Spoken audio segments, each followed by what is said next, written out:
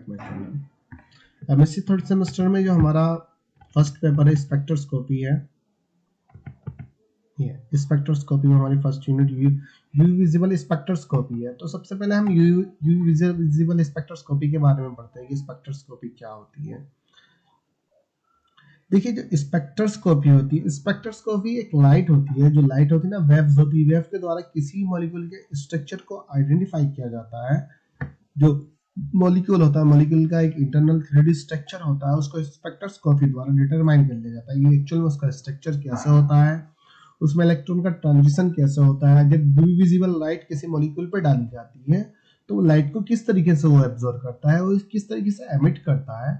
तो स्पेक्ट्रोस्कोपी के द्वारा मॉलिक्यूल के 3D स्ट्रक्चर की स्टडी की जाती है। इसमें जो स्पेक्ट्रोस्कोपी होता है वो इलेक्ट्रोमैग्नेटिक जो रेडिएशन होती है, इलेक्ट्रोमैग्नेटिक रेडिएशन होती है, मैटर के साथ वो इंटरेक्ट करती है। जब मैटर के साथ इंटरेक्ट करती है तो मैटर के साथ इंटरेक्ट करने के बाद उनका जो रेडिएशन को एब्जॉर्ब करेगी और कुछ को एमिट भी करेगी, तो इलेक्ट्रॉन का ट्रांजिशन भी होता है मॉलिक्यूल में।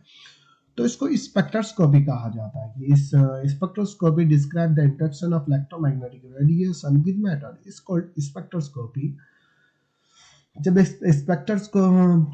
इलेक्ट्रोमैग्नेटिक रेडिएशन मैटर के साथ इंटरेक्ट करती है तो इसे ही स्पेक्ट्रोस्कोपी कहा जाता है। या आप कह सकते हैं कि स्पेक्ट्रोस्कोपी जो होती है मॉलिक्यूल के 3D स्ट्रक्चर को डिफाइन करती है, जिसे इलेक्ट्रोमैग्नेटिक रेडिएशन द्वारा होता है। इलेक्ट्रोमैग्नेटिक रेडिएशन द्वारा ही हम स्ट्रक्चर का पता लगाते हैं। इसको इसे स्पेक्ट्रोस्कोपी कहा जाता है।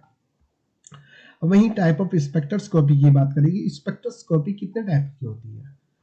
स्पेक्ट्रोस्कोपी जनरली 3 टाइप की होती है। यूवी विजिबल स्पेक्ट्रोस्कोपी, ये अल्ट्रावायलेट विजिबल स्पेक्ट्रोस्कोपी होती है, इंफ्रारेड स्पेक्ट्रोस्कोपी होती है, एक्स-रे स्पेक्ट्रोस्कोपी होती है, एक एक्स-रे स्पेक्ट्रोस्कोपी होती है। सबसे पहले अगर हम बात करें स्पेक्ट्रोस्कोपी के इंट्रोडक्शन की बात करें, ये इलेक्ट्रोमैग्नेटिक रेडिएशन होती है। इलेक्ट्रोमैग्नेटिक रेडिएशन जो होती है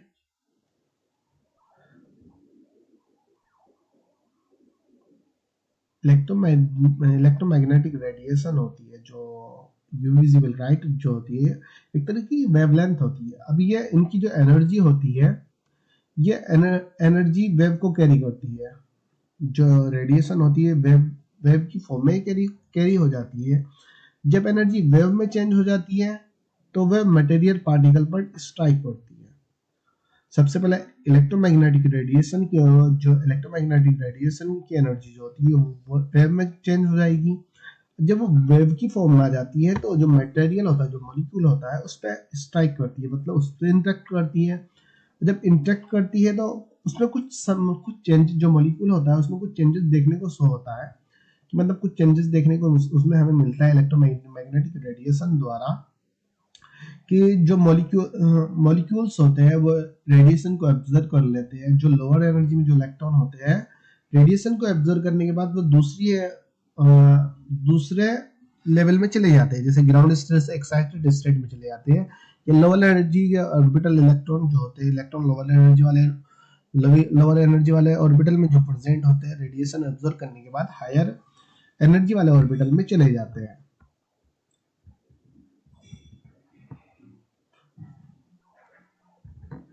जो स्पेक्ट्रोस्कोपी के द्वारा जो इलेक्ट्रोमैग्नेटिक रेडिएशन और मॉलिक्यूल में जो इंटरेक्शन होता है और उनके द्वारा जो इफेक्ट होता है, उसकी स्टडी स्पेक्ट्रोस्कोपी द्वारा की जाती है।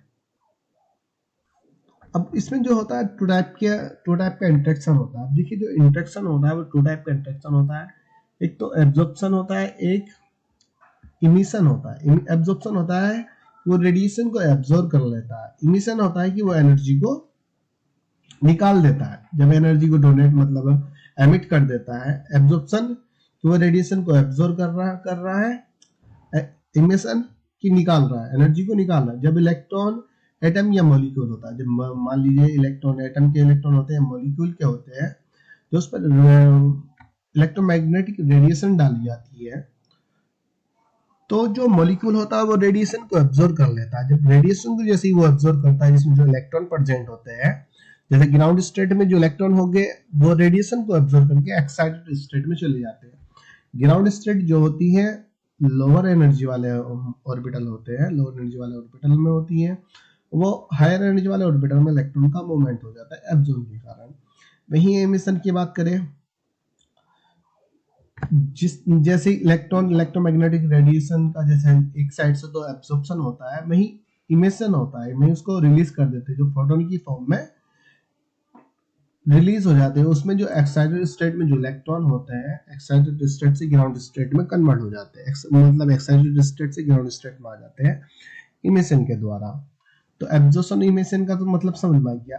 एब्जॉर्प्शन में इलेक्ट्रॉन ग्राउंड स्टेट से एक्साइटेड स्टेट में जाते हैं या लोअर स्टेट से हायर एनर्जी में जाते हैं, लेकिन इमिशन का मतलब होगा वो एनर्जी को रिलीज करता है, जो रेडिएशन एब्जॉर्ब करता है, फिर उसके बाद वो एनर्जी को फोटोन की फॉर्म में रिलीज करता है। उसमें इलेक्ट्रॉन एक्साइटेड स्टेट से ग्राउंड स्टेट में आते हैं। एक्साइटेड स्टेट हायर होती है, हायर से लोअर में आ जाते हैं, लोअर स्टेट, यहाँ पे ग्राउंड स्टेट लोअर होती है।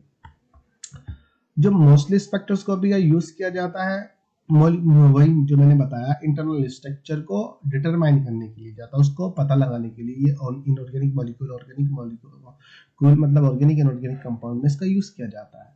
वहीं बात करते हैं यूवी विजिबल स्पेक्ट्रोस्कोपी क्या होती है। ये इलेक्ट्रॉनिक स्पेक्ट्रोस्कोपी, जो यूवी विजिबल स्पेक्ट्रोस्कोपी है कॉपी होती है, उसको हम इलेक्ट्रॉनिक स्पेक्ट्रोस्कोपी भी कहा जाता है। वैसा क्यों होता है? देखिए, जो अल्ट्रावायलेट होती है, एक विजिबल लाइट होती है जो स्पेक्ट्रोस्कोपी है, इसमें इलेक्ट्रॉन का ट्रांजिशन होता है इसके द्वारा। जैसे किसी मॉलिक्यूल पर डाली जाती है तो मॉलिक्यूल एब्जॉर्ब करने के बाद इलेक्ट्रॉन का लोअर एनर्जी से हायर एनर्जी में ट्रांसफर कर देते हैं, फिर इमिशन के द्वारा वो हायर एनर्जी से लोअर एनर्जी में इलेक्ट्रॉन ट्रांसफर हो जाते हैं। वही इंट्रोडक्शन की उसकी अगर बात करें, यूवी विजिबल लाइट जो होती है या इलेक्ट्रॉनिक स्पेक्ट्रोस्कोपी जो होती है, उसकी वेवलेंथ की रेंज की बात करें हम, आपका जो different type of electronic transition दिया हुआ है, उसमें जो दिया हुआ है ना सिलेबस में, सबसे पहला टॉपिक इलेक्ट्रॉनिक ट्रांजिशन है, different type of electronic transition, UV visible spectroscopy. अब देखिए, जो क्वेश्चन आ सकता है जस्ट ये भी आ सकता है, यूवी विजिबल स्पेक्ट्रोस्कोपी से आप क्या समझते हैं, इसको डिफाइन कर लिए। Type of UV visible describe and introduction, type of UV visible spectroscopy. अब इलेक्ट्रॉनिक स्पेक्ट्रोस्कोपी भी कहा जाता है। इलेक्ट्रॉनिक में इलेक्ट्रॉनिक ट्रांजिशन लिखना पड़ेगा कि इलेक्ट्रॉन का ट्रांजिशन किस तरीके से होता है। Different type of electronic transition आ जाता है, वो अलग हो गया, वो मैं बता दूंगा अभी। तो वेवलेंथ की जो रेंज होती है, उसने कहा कि वेवलेंथ की जो रेंज होती है 200 नैनोमीटर से 400 नैनोमीटर तक की होती है, जो अल्ट्रावायलेट रेडिएशन होती है। अगर विजिबल रेडिएशन की बात करें, 400 से 800 नैनोमीटर तक होती है। और जो यूवी विजिबल रेडिएशन होती है, अल्ट्रावायलेट जो रेडिएशन होती है, वो शॉर्टेड होती है कंपेयर टू विजिबल रेडिएशन के। जो अल्ट्रावायलेट रेडिएशन होगी वो विजिबल रेडिएशन के से शॉर्ट्स होती है। In this spectroscopy we get absorption spectra, therefore is called absorption spectra. इस स्पेक्ट्रोस्कोपी में अगर हम जिस टाइम पे एब्जॉर्प्शन होता है, इस स्पेक्ट्रोस्कोपी में जब हम इस एब्जॉर्प्शन देखते हैं तो हमें एक एब्जॉर्प्शन स्पेक्ट्रा प्राप्त होता है, जिसको एब्जॉर्प्शन कहा जाता है। जो एब्जॉर्प्शन बताया ना मैंने कि टू टाइप का इंटरेक्शन होता है, एब्जॉर्प्शन और इमिशन। फिर उसने बोला it's electronic transition, therefore is called electronic spectroscopy. जो यूवी विजिबल लाइट होती है, यूवी विजिबल स्पेक्ट्रोस्कोपी होती है, इसको इलेक्ट्रॉनिक स्पेक्ट्रा इसलिए कहा जा रहा है क्योंकि इलेक्ट्रॉन का ट्रांसफर दिखाता है। नहीं, उसके बाद इसकी बात करें principle of UV visible spectroscopy. Principle of UV visible ultraviolet spectroscopy when EMR electromagnetic radiation। EMR का मतलब क्या हो गया? Electromagnetic radiation. अब जैसे इलेक्ट्रोमैग्नेटिक रेडिएशन होती है, जब मॉलिक्यूल या एटम पे जाती है तो वह एनर्जी को एब्जॉर्ब कर लेता है। अब जैसे एनर्जी को एब्जॉर्ब करता है रेडिएशन से, रेडिएशन जो होती है वेवलेंथ जो होती है, जो वेव होती है, उनमें से जैसे वो इंटरेक्ट किया मैटर से तो उसमें तो कुछ एनर्जी को एब्जॉर्ब कर लेता है। जब एनर्जी को एब्जॉर्ब कर लेता है और वो इतनी एनर्जी को एब्जॉर्ब करता है जितनी एनर्जी उसे नीड होती है। जैसे मान लीजिए 50% में उसका काम चल रहा है, 50% में वो इक्वल है। अब किसी को 50% एनर्जी दे दी जाए, जो उसके पास जो पुरानी वाली जो चीजें होगी उसको वहां से डोनेट कर देगा, तो इसी प्रकार वो एनर्जी को एब्जॉर्ब कर लेता है। जैसे एनर्जी को एब्जॉर्ब करता है तो इलेक्ट्रॉन का जो ट्रांसफर हो जाता है वो लोअर एनर्जी से हायर एनर्जी में चला जाता है। कि अब उसमें इलेक्ट्रॉन को एब्जॉर्ब कैपेसिटी नहीं होती है, तो जो एक्स्ट्रा इलेक्ट्रॉन जो होते हैं वो हाई एनर्जी में भेज देता है, मतलब ग्राउंड स्टेट से एक्साइटेड स्टेट में भेज देता है। इसलिए उसने जो यहाँ पे दिया डेल्टा, अब जो उसने कहा कि delta E is equal to H mu, कि जो डेल्टा ई जो एनर्जी होती है, जो मॉलिक्यूल की जो एनर्जी होती है, वो डोनेट की गई एनर्जी, जो एनर्जी एब्जॉर्ब कर रहा है उसके इक्वल होती है। जितनी वो एनर्जी एब्जॉर्ब करता है, जितनी उसकी टोटल एनर्जी होती है वो इक्वल होती है। अब जब ये मान लीजिए किसी के पास किसी की कैपेसिटी 50% हो, 50% एब्जॉर्ब कराता है, एनर्जी तो ज्यादा हो गई। अब एनर्जी ज्यादा होने की वजह से इलेक्ट्रॉन का ट्रांसफर हो जाता है, इलेक्ट्रॉन जंप कर जाते हैं लोअर से हायर एनर्जी में। इसलिए इसमें delta is equal to E2 minus E1 is equal to H mu, मतलब E2 माइनस E1। E2 उसने कहा कि ग्राउंड स्टेट मान लीजिए, वो एक्साइटेड स्टेट मान लीजिए, E1 को ग्राउंड स्टेट मान लीजिए। जब ग्राउंड स्टेट की एनर्जी आप E2 से माइनस करते हो, दोनों से माइनस करते हो, डेल्टा ई की वैल्यू आ जाती है। जब डेल्टा ई अब एच म्यू के बराबर होता है, जो एमिट की गई हुई एनर्जी होती है, delta E is equal to H mu, energy should be equal.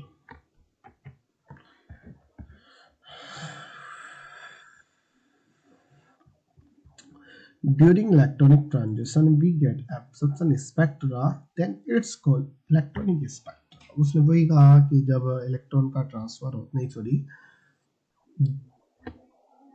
जब हम रेडिएशन को एब्जॉर्ब करते हैं, तो जिसको एब्जॉर्प्शन कहा जाता है, एब्जॉर्प्शन के कारण अब इसमें इलेक्ट्रॉन का ट्रांसफर देखने को हमें मिल रहा है कि इलेक्ट्रॉन लोअर से हायर एनर्जी में जा रहा है, इसलिए हम इसको इलेक्ट्रॉनिक स्पेक्ट्रा कहते हैं। इसलिए वो यहाँ पर उसने यहाँ पर दिखाया, एक उसने सबसे लंबी लाइन खींची जिसको उसने E1 बोला, ग्राउंड स्टेट बोला। वहां सबसे ऊपर एक लाइन खींची जिसको E2 बोला उसने, जिसे एक्साइटेड स्टेट बोल दिया। अब E1 के बीच में एक और लाइन है, उसके बीच में एक लाइन होती है, फिर उसके बाद V1 होता है, V1 के बाद फिर दो तीन लाइन आती है, फिर उसके बाद V2 आता है, V2 के बाद फिर दो तीन लाइन बीच में आती है, फिर V3 आता है, फिर दो तीन लाइन बीच में आती है, जो शॉर्ट होती है V3 से। V जो है हमें यहाँ पे वाइब्रेशनल स्पेक्ट्रोस्कोपी होती है, वाइब्रेशनल रेडिएशन होती है, जो V है ना, वाइब्रेशनल रेडिएशन होती है। और जो इसके बीच में जो आती है, ये रोटेशनल एनर्जी लेवल होते हैं, ये रोटेशनल होता है, ये ग्राउंड स्टेट हुआ, ये एक्साइटेड स्टेट हुआ। अब यहाँ पे जो V3 होगा, V3 भी वाइब्रेशनल होगा, V3 V4 के बीच में जो होगा रोटेशनल एनर्जी लेवल होगा।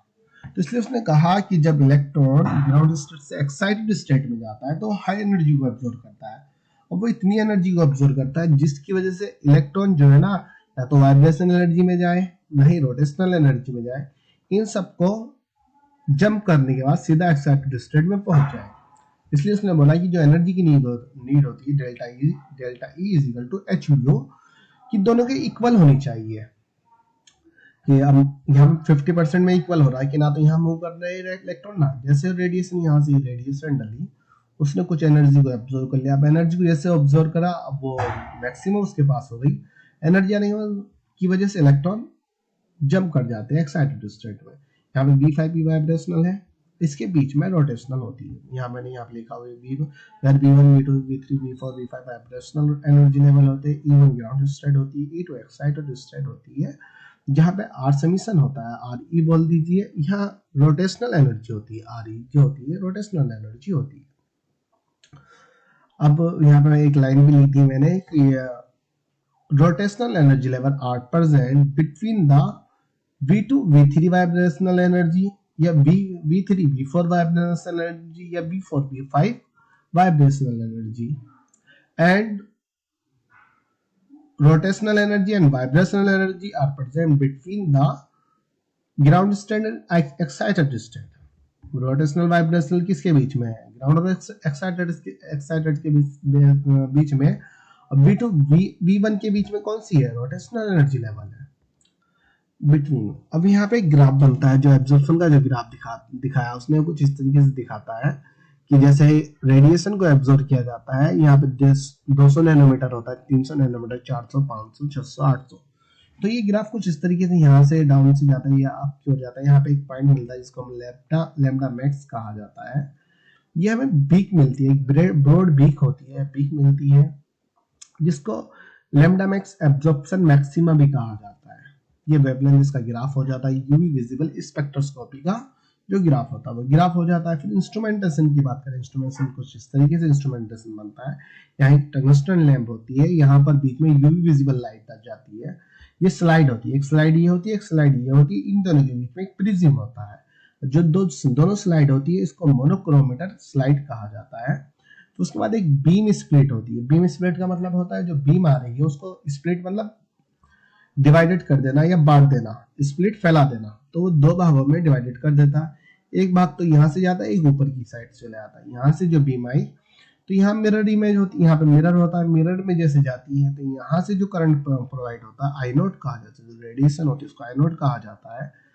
अब यहाँ पर रिफ्रैक्शन, एक रेफरेंस होल्डर लगा हुआ था। रेफरेंस होल्डर का मतलब होता है जो रेफरेंस होल्डर में सैंपल फिल होता है, इससे ब्लैंक सैंपल होता है, या तो वाटर होता है या ब्लैंक होता है, मतलब जो कंसंट्रेटेड ना हो, कंसंट्रेशन जिसकी ज्यादा ना हो तो ये वाटर होता है, या प्योर सैंपल भरा हुआ होता है बीम। उसके बाद अगर यहाँ की बात करें, यहाँ पे फोटो डायोड लगा हुआ होता है, फोटो डायोड से फिर उसकी रेडिएशन जाती है, सैंपल से गुजरेगी, सैंपल के बाद फोटो डायोड में, फिर यहाँ पे डाटा आता है।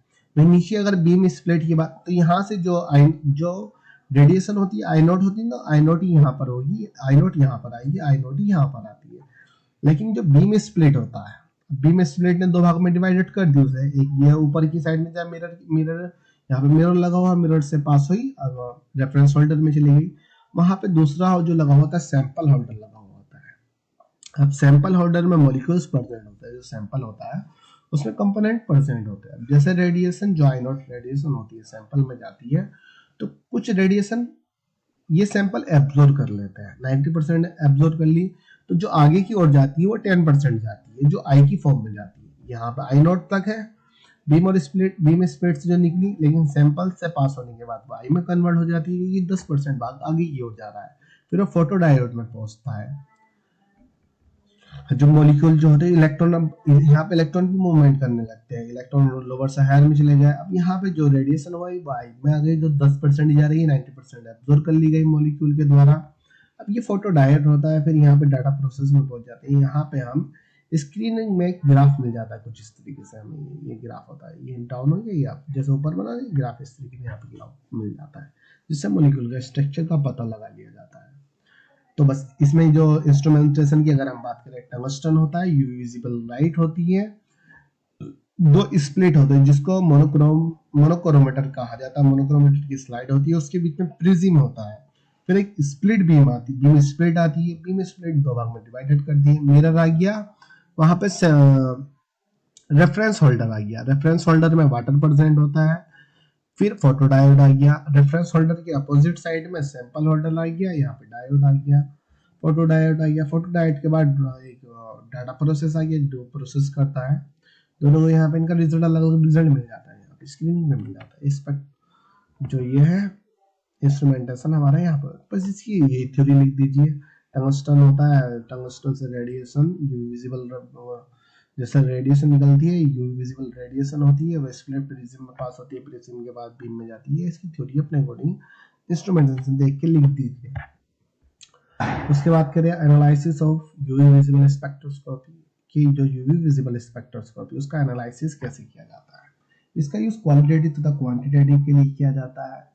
ये बिल लैम्बर्ट लॉ है ना, ये वाला जो ए प्रोपोर्शनल सीएल, ए प्रोपोर्शनल सी है, बिल लैम्बर्ट लॉ पढ़ेंगे अभी हम आगे, तो उसमें भी ये सो इसका सॉल्यूशन जो इस क्वेश्चन का जो सॉल्यूशन होगा वो सोल्व हम बिल लैम्बर्ट लॉ में करेंगे।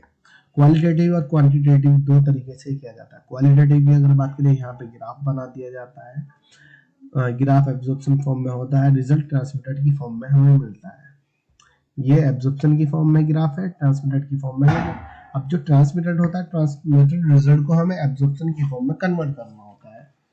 सबसे पहले तो अगर जो जनरली फॉर्मूला होता है एब्जॉर्प्शन फॉर्म का, A = 1/T होता है। अब जैसे ही ट्रांजिशन फॉर्म में होता है, ट्रांजिशन फॉर्म को हमें एब्जॉर्प्शन फॉर्म में कन्वर्ट करना होता है, जो ग्राफ होता है, ग्राफ उसके लिए एक फॉर्मूला लगता है, a is equal to log 10 1/t। ये जो फॉर्मूला होता है एब्जॉर्प्शन, जो ग्राफ होता है एब्जॉर्प्शन ट्रांसमिटेड फॉर्म में होता है, जो रिजल्ट ट्रांसमिटेड फॉर्म में होता है, ट्रांसमिटेड फॉर्म को एब्जॉर्प्शन फॉर्म में कन्वर्ट करना होता है, जो रिजल्ट होता है। ग्राफ तो हमें एब्जॉर्प्शन फॉर्म में मिल रहा है, लेकिन जो रिजल्ट मिलता है वो ट्रांसमिटेड फॉर्म में मिलता है।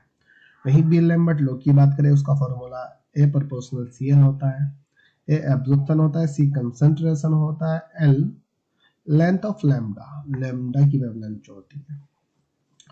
If A is equal to epsilon not CL, यदि A is equal to epsilon not CL हो तो एप्सिलॉन नॉट को मोलर एब्जॉर्प्शन कोएफिशिएंट कहा जाता है, C मोलर कंसंट्रेशन होती है, L ऑप्टिकल पाथ लेंथ होती है। एक फॉर्मूला तो सिंपल सही है, I is equal to A proportional CL हो गया, C कंसंट्रेशन हो गया, L लेंथ ऑफ वेवलेंथ हो गई, A एब्जॉर्प्शन हो गया। लेकिन अगर फॉर्मूला हो जाता है A is equal to epsilon not CL तो A तो एब्जॉर्प्शन हुआ, लेकिन जहां एप्सिलॉन नॉट हुआ, epsilon not molar absorption coefficient हुआ, C molar concentration, L path of wavelength. This quantitative analysis of compound, इसका ग्राफ क्वांटिटेटिव का कुछ इस तरीके से बनता है कि यहाँ पर A एब्जॉर्प्शन होगा, यहाँ कंसंट्रेशन होगी, y एक्सिस पे एब्जॉर्प्शन, x एक्सिस पे concentration. This graph strength form में बनता है, सीधा बनता है। क्वालिटेटिव का कुछ इस तरीके से बनता है। अब जो ये जो होता है स्पेक्ट्रोस्कोपी, यूवी विजुअल स्पेक्ट्रोस्कोपी यहाँ पे कंप्लीट हो गई। इसमें ऑक्सोक्रोम्स और क्रोमोफोर्स भी लिख दीजिए। अब उसके बाद हमें इलेक्ट्रॉनिक स्पेक्ट्रा अगर इसमें ऐड करना है, इलेक्ट्रॉनिक स्पेक्ट्रा या electronic transition of spectra, electronic transition of spectra, electron का ट्रांजिशन कैसे होता है वो हम यहाँ पर ये पढ़ेंगे। इलेक्ट्रॉनिक ट्रांजिशन आप क्या समझते हैं, टाइप ऑफ इलेक्ट्रॉनिक ट्रांजिशन कितने टाइप का होता है, इसका ग्राफ वगैरह हम नेक्स्ट वीडियो में करेंगे। Okay, thank you.